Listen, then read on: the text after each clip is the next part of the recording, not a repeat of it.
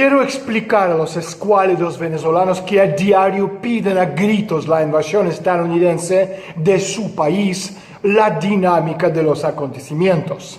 Este patrón también es aplicable al resto del mundo y se desarrolla de la siguiente manera.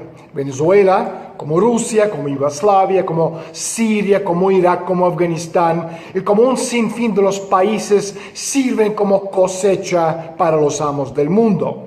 Lo que hemos visto en Irak a partir del año 2003 es fácilmente repetible en Venezuela. Por ejemplo, la primera cosecha de Venezuela son los beneficios de la invasión, desde contratos con el gobierno, lacayo nuevo, dispuesta a vender la patria al tráfico ilegal de armas y la cobertura de los medios de comunicación.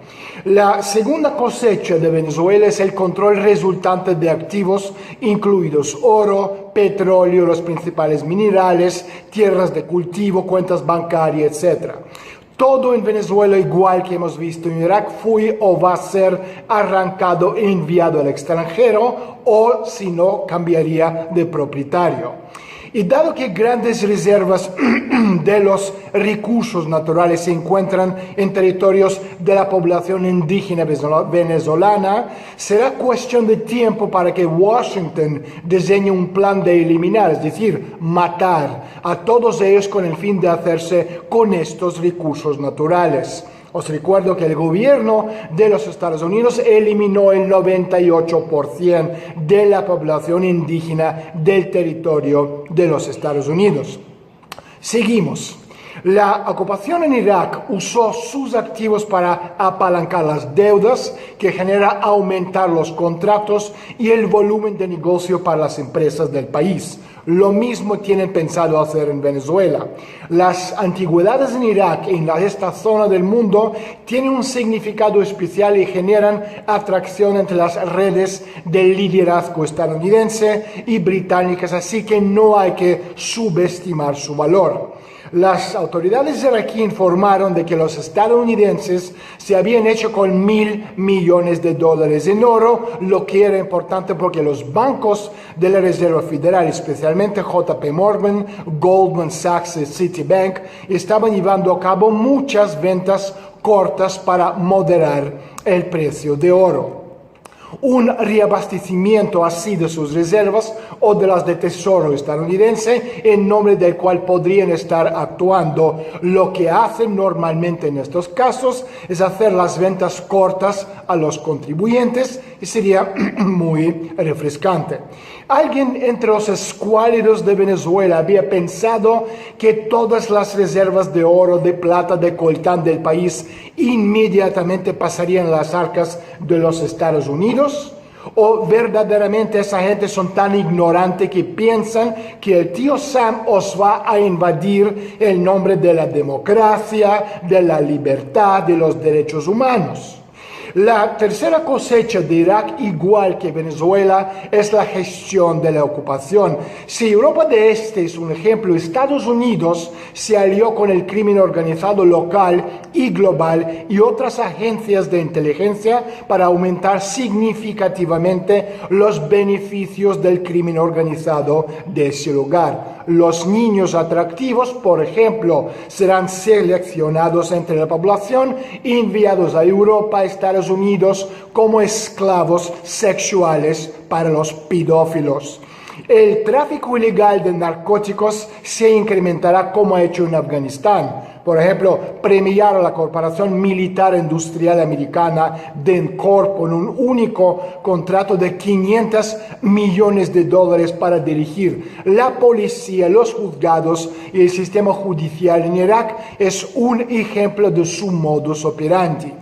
Mi pregunta después de años investigando es si el núcleo de las competencias de DENCORP está relacionado con montar infraestructuras diseñadas para lugares con fraude económico, tráfico de drogas, esclavitud sexual y control de los líderes de los países mediante dosieres personales crecientes.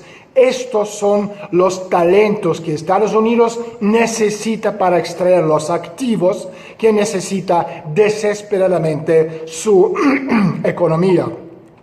La cuarta cosecha será arreglado todo y declarar la victoria.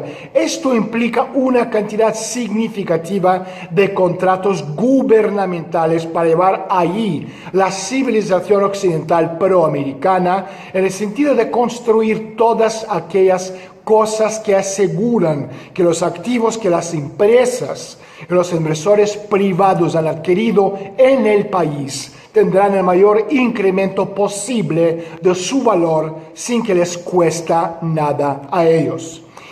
Otro elemento de tener en cuenta en Venezuela, los bancos estadounidenses adquirirán un mercado completamente nuevo.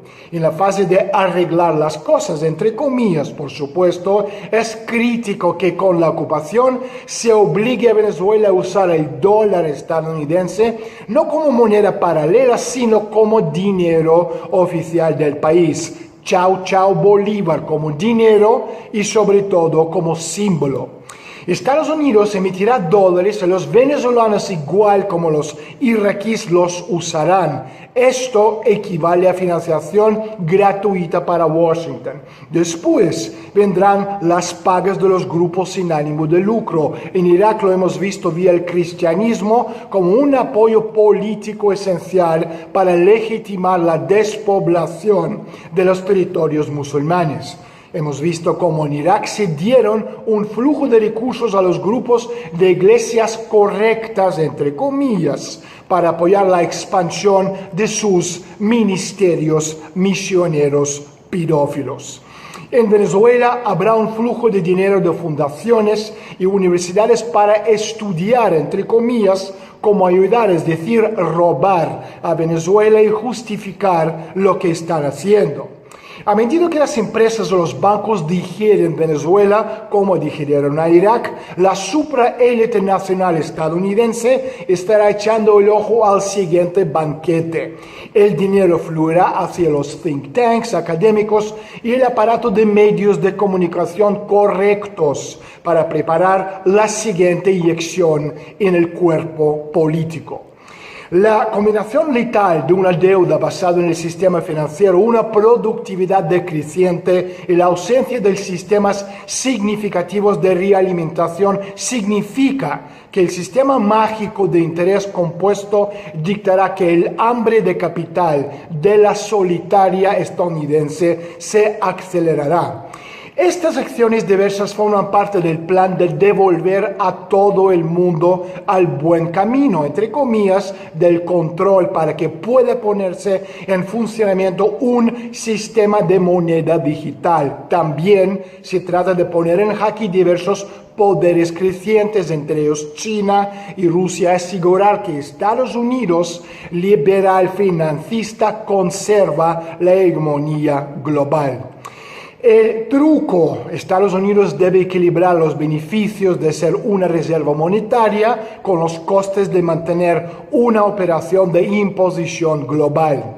A medida que la carga de deuda se hace cada vez más insoportable, se ve obligado a elegir entre las promesas a los contribuyentes, como la seguridad social, por ejemplo, los derechos de los acreedores y la necesidad de financiar un despliegue militar global a costa de millones de muertos suyos y de los demás países.